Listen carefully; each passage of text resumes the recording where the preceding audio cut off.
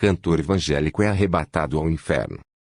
Testemunho de Hector Molina da cidade de San Juan, Porto Rico, ano 2014. Sempre louvei na igreja desde criança por ter recebido esse dom de Deus. Ao ver tantos cantores louvando a Deus, despertou o sonho de querer gravar um CD. Viajei para o México e fui tentar seguir uma carreira na gravadora filial da Sony Music Latin. Conversei com um empresário e ele disse que eu tinha que fazer um teste de avaliação vocal. Também falou a respeito do contrato que eu iria assinar caso fosse contratado. Se o cantor fosse bom e eles vissem que iria dar muito dinheiro, eles faziam um contrato com uma multa milionária para assinar. O cantor, ao assinar esse contrato, mesmo arrependido, tem que trabalhar.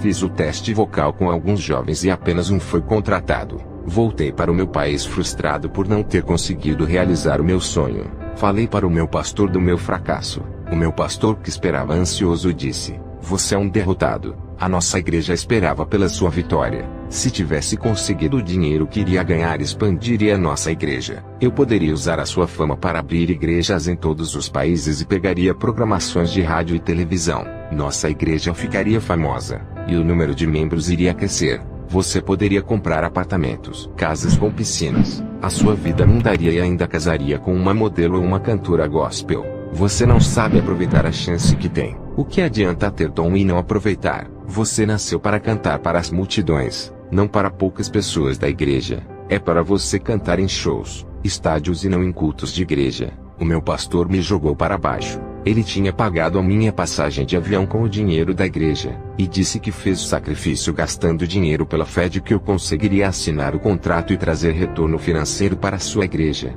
Eu era a galinha dos ovos de ouro para o pastor. De tanta palavra negativa e desprezo do meu pastor, passei a ter depressão por não ter conseguido. Eu havia decepcionado a igreja e somente a minha família me apoiava. Fiquei revoltado, e pela primeira vez eu experimentei bebida alcoólica. Bebi demais, que passou dos meus limites. Misturei todos os tipos de bebidas e comecei a passar mal no meu quarto. Sem ninguém para me ajudar, o meu coração acelerou demais a ponto de explodir. Eu entrei em óbito, e minutos depois estava no inferno, no Vale dos Suicidas. Eu havia provado a minha morte, e todos os que se matam vão para aquele lugar. Lá eles são obrigados a se matarem de novo, e vivem nesse ciclo de tormento por toda a eternidade. Eu vi vários pastores que se mataram por depressão. Eles se arrependiam de terem tirado a sua própria vida. As chamas do tormento consumiam esses pastores. O fogo infernal castigava por terem tirado as suas vidas. O vale era muito gigante, do tamanho de uma cidade. Eu queria sair dali, e não achava uma saída.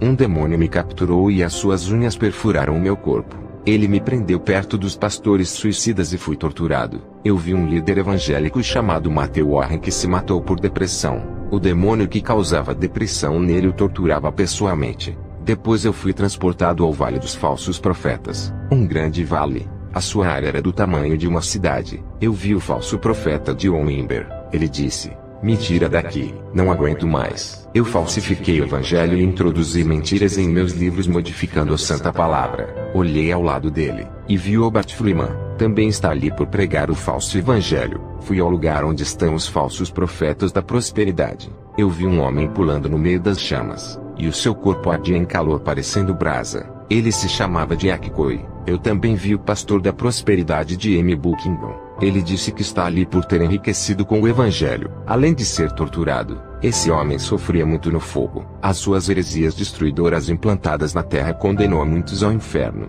Eu fui transportado por uma força sobrenatural para o Vale dos Músicos Gospel. Pude ouvir louvores gospel naquele lugar. O anjo do Senhor apareceu a mim subitamente. Ele disse que todos os louvores gospel são feitos ali para terem sucesso no mundo. Vários nomes de gravadoras gospel estão ali, até a Sony Music Latin. E dentro dessa sala gigante eu vi vários ritmos gospel. Os ritmos eram blues, dance, hip hop, eletrônica, hardcore, rock, samba, black music, hard rock, country, forró, heavy metal, jazz, rap, pagode, sertanejo, gótico e outros. Os compositores dessas gravadoras são inspirados pelos demônios, e as letras dessas músicas correspondem aos requisitos dessas empresas musicais. As letras continham palavras de bem-estar, conquistas, milagres, vitórias pessoais e prosperidades. O anjo disse: "Percebeste o falso evangelho sendo cantado nesses louvores? As heresias são espalhadas nessas músicas."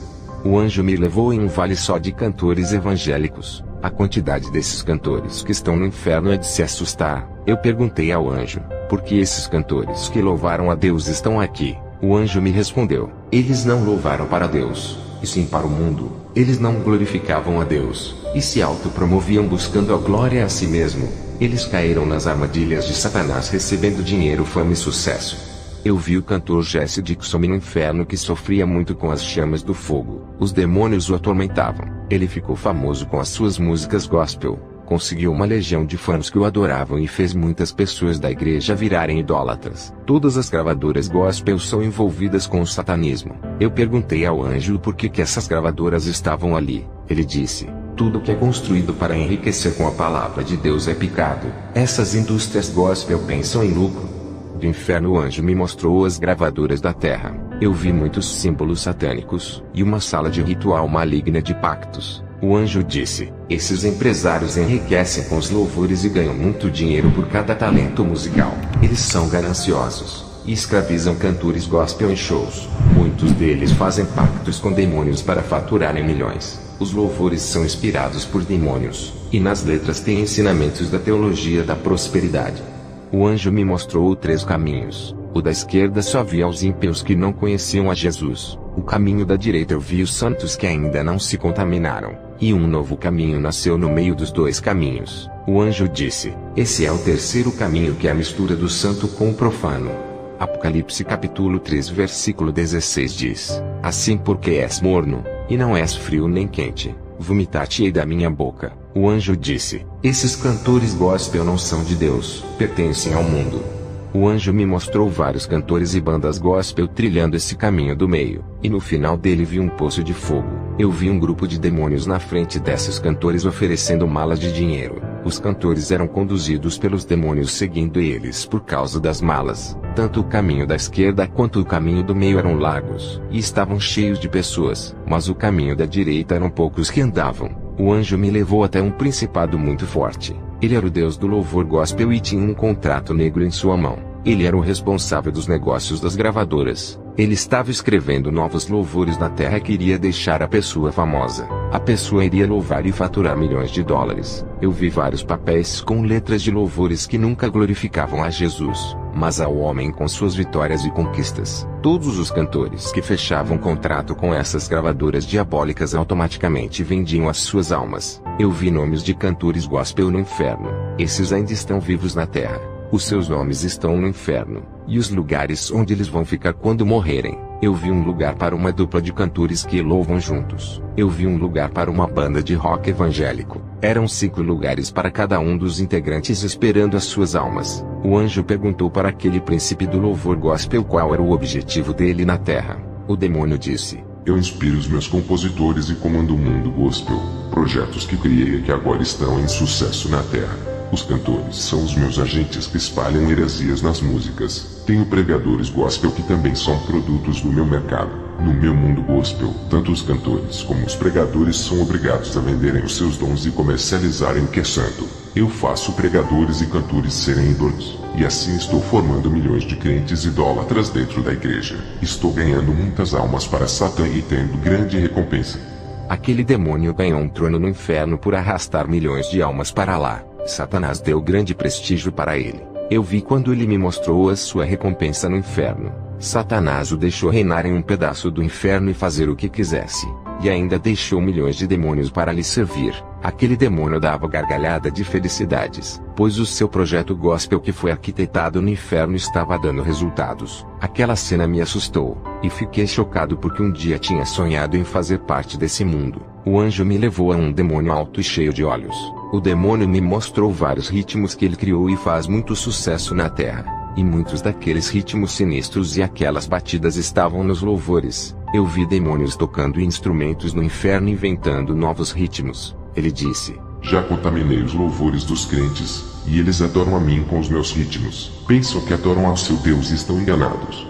O anjo disse, Hector, Satanás era um querubim de luz, e a sua função era de adorar a Deus. Ele regia um coral e os anjos louvavam a Deus. Quando se rebelou, ele trouxe para a terra suas músicas que não exaltam a Deus. Os louvores que glorificam o mundo e o ego das pessoas está exaltando a Satanás. Ele se especializou em músicas profanas. e agora fabrica todos os tipos de louvores para o mundo. O anjo me levou em um vale, em que tinha uma grande faixa escrita gospel. Ali eu vi todos os cantores, pregadores, compositores, empresários e todas as pessoas que fizeram parte das indústrias gospel. Os demônios atormentavam e ainda zombavam deles. O anjo disse: está na hora de voltar. O meu espírito em questão de segundos voltou à terra. O meu corpo permaneceu deitado no chão frio do quarto. Eu havia vomitado muito pelo excesso de bebidas. Ninguém da minha família havia chegado. Limpei toda a sujeira do meu quarto.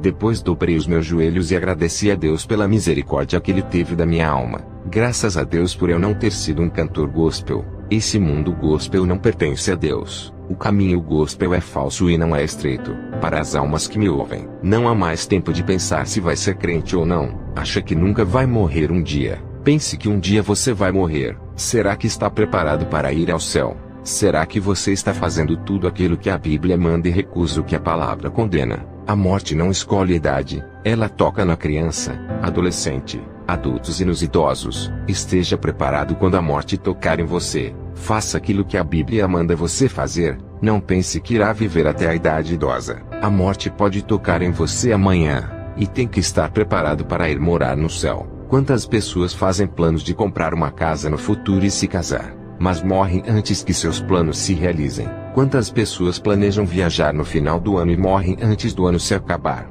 Pessoas que fizeram planos para o ano que vem, e não conseguiram alcançar o primeiro dia do ano. Daqui a um mês muitas pessoas vão morrer. No final desse ano milhões de pessoas vão morrer pelo mundo. Uma dessas pessoas pode ser você. A morte pode estar reservada ainda este ano para você. O dia da sua morte pode estar tão próximo do que você imagina.